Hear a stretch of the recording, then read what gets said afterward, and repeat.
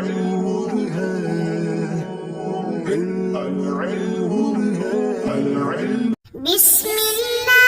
الرحمن الرحيم.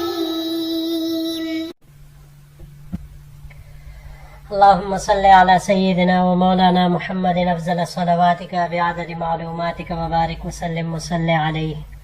بسم اللہ الرحمن الرحیم. عزیز طلباء کرام، مختارات من ادب العرب سے بحمد اللہ تعالی آج ہمارا سبق نمبر 29 ہے. مضمون جو پچھلے درس سے شروع ہوا تھا کیف ہاجر النبی صلی اللہ علیہ وسلم، آج اس کا دوسرا حصہ پیش خدمت ہے. تو بڑھتے ہیں اپنے سبق کی طرف.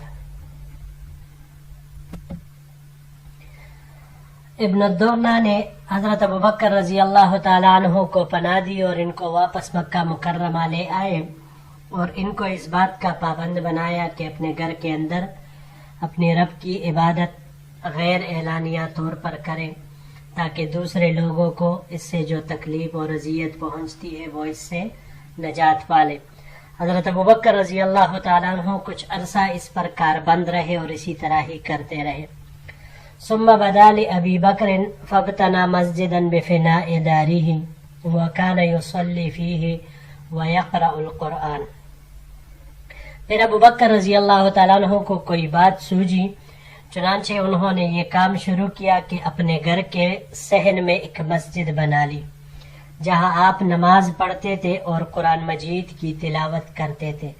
فَيَتَقَذَّفُ عَلَيْهِ نِسَاءُ الْمُشْرِكِينَ وَأَبْنَاءُهُمْ وَهُمْ يَعْجُبُونَ مِنْهُ وَيَنْظُرُونَ إِلَيْهِ، جس کے نتیجے میں قریش کی عورتیں اور ان کے بچے ان پر ٹوٹ پڑے، یعنی حیرت کی وجہ سے، اور وہ سب حیرت اور پسندیدگی کے ساتھ ٹٹکی باندھ کر ان کو دیکھتے رہتے تھے. وَكَانَ أَبُو بَكْرٍ رَجُلًا بَكَّاءً لا يملك عینیہ اذا قرأ القرآن.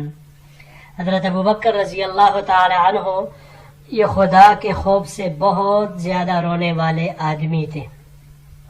اس وجہ سے جب تلاوت قرآن پاک کرتے تو اس وقت اپنے آنکھوں کے مالک نہیں رہتے، یعنی غیر اختیاری طور پر ان کے آنکھیں ڈبڈبانے لگتی اور اس سے آنسو جاری ہو جاتے. وَأَفْزَعَ ذَلِكَ أَشْرَافُ قُرَيْشٍ مِّنَ الْمُشْرِكِينَ،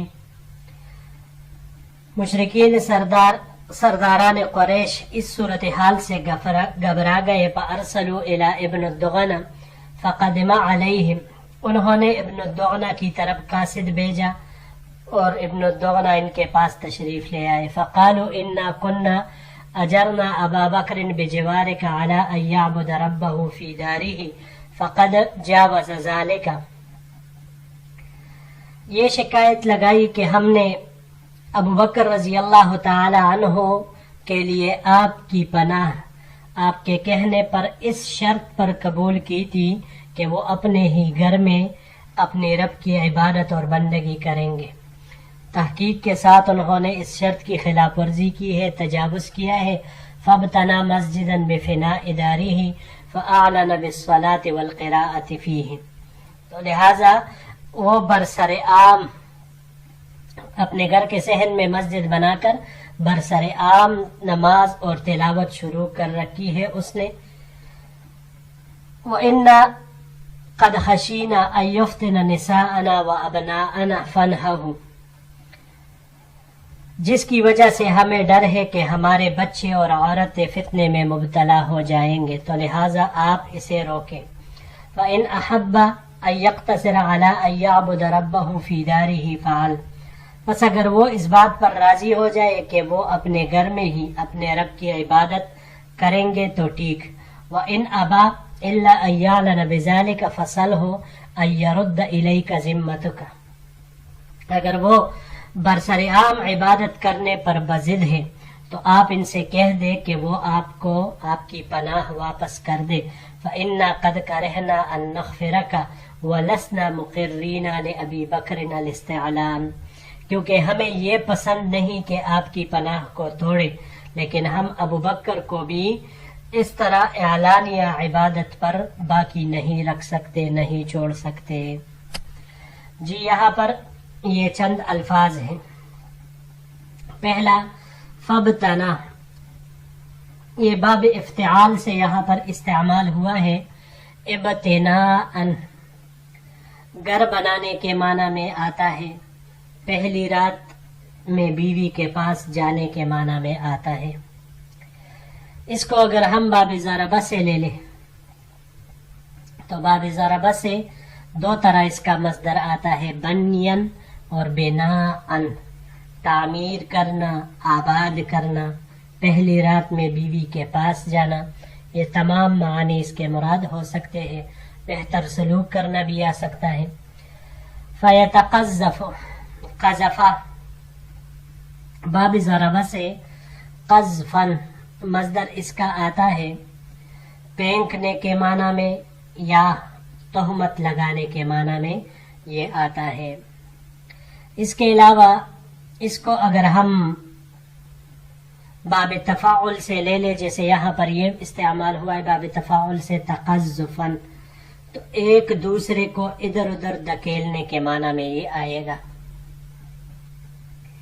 لیکن اگر اس کے صلہ میں علا آ جائے، باب تفاعل کے صلہ میں علا آ جائے، تو پھر یہ ٹوٹ پڑنے، ایک دوسرے پر ٹوٹ پڑنے کے معنی میں آئے گا.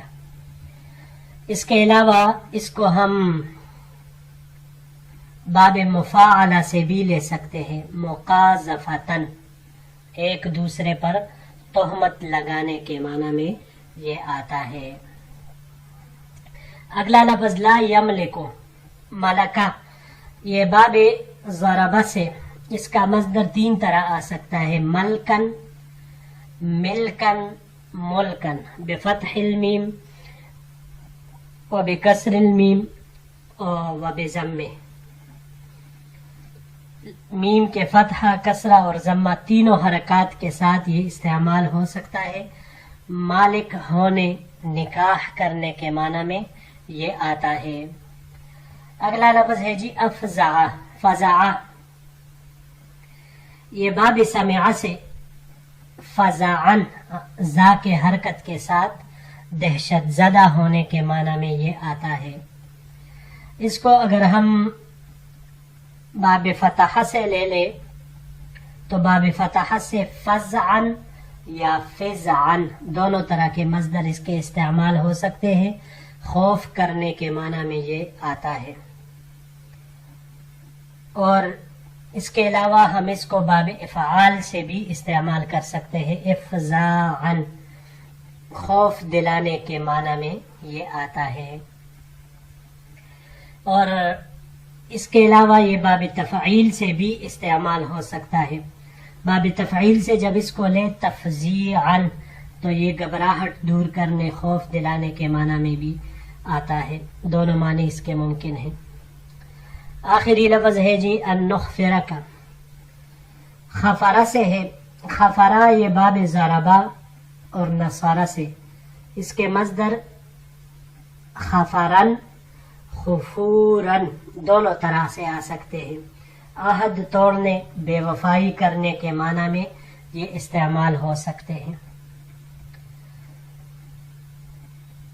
لیکن اگر یہ حرف جر کے واسطے سے یعنی با یا علا کے واسطے سے متعدی ہو تو پھر اس کا مصدر خفرن پناہ دینے کے معنی میں یہ آئے گا. پھر اس کے علاوہ یہ باب سمع سے بھی استعمال ہو سکتا ہے، خفرن فا کے حرکت کے ساتھ بہت زیادہ شرمیلا ہونا، بہت شرمیلا ہونا، تو اس کے لیے خفرن یہ استعمال ہوتا ہے.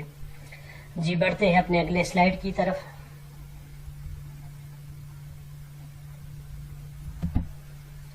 قالت عائشہ، حضرت عائشہ رضی اللہ تعالی عنہ فرماتی ہے فَأَتَى ابن الدغن إلى ابی بکر رضی اللہ عنہ فقال، کہ ابن الدغن حضرت ابو بکر صدیق رضی اللہ تعالی عنہ کے پاس آئے اور ان سے کہا قد علمت الذي عاقدت لك عليه، آپ اس بات سے بخوبی آگاہ ہے کہ جس کا معاہدہ میں نے آپ کے لیے کیا تھا.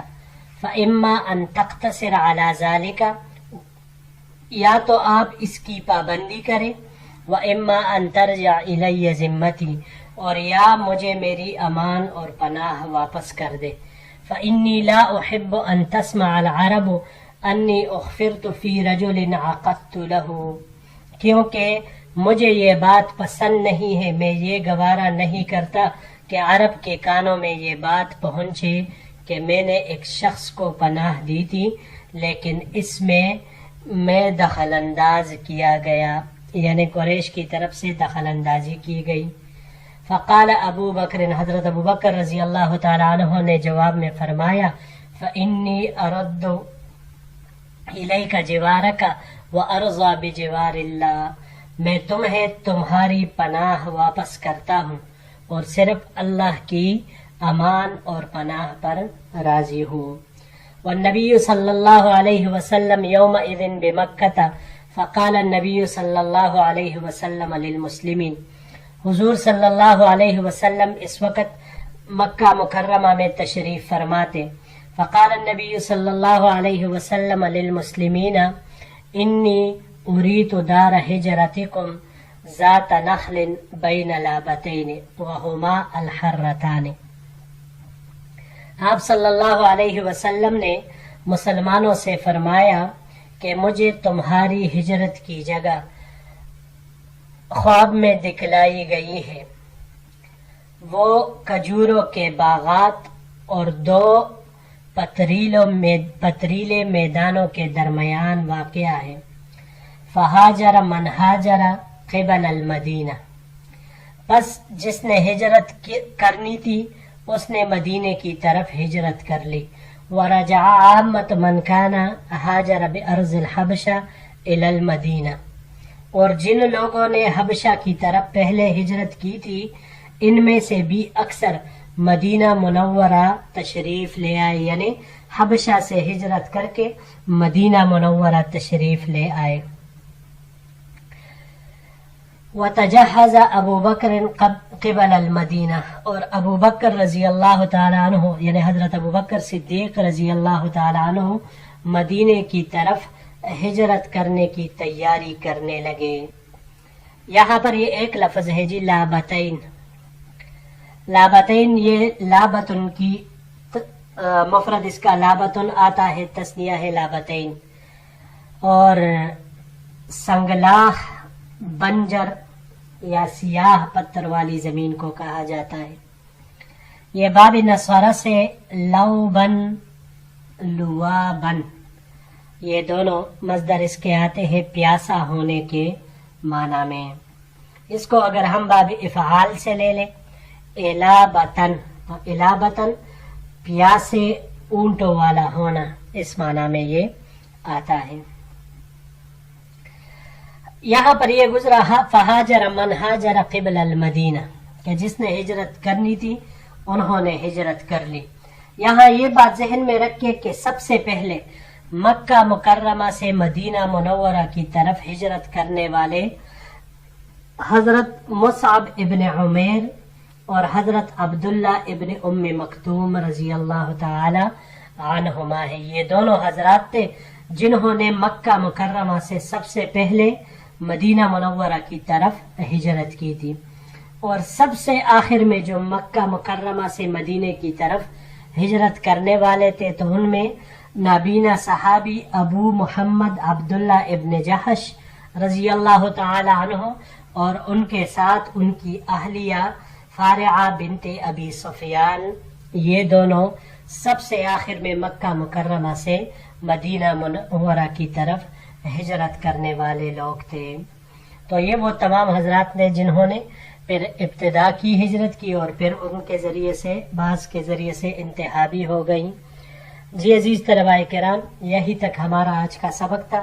انشاءاللہ العزیز اگر زندگی رہی تو اگلے درس کے ساتھ پھر آپ کی خدمت میں حاضر ہوں گے۔ السلام علیکم ورحمۃ اللہ وبرکاتہ۔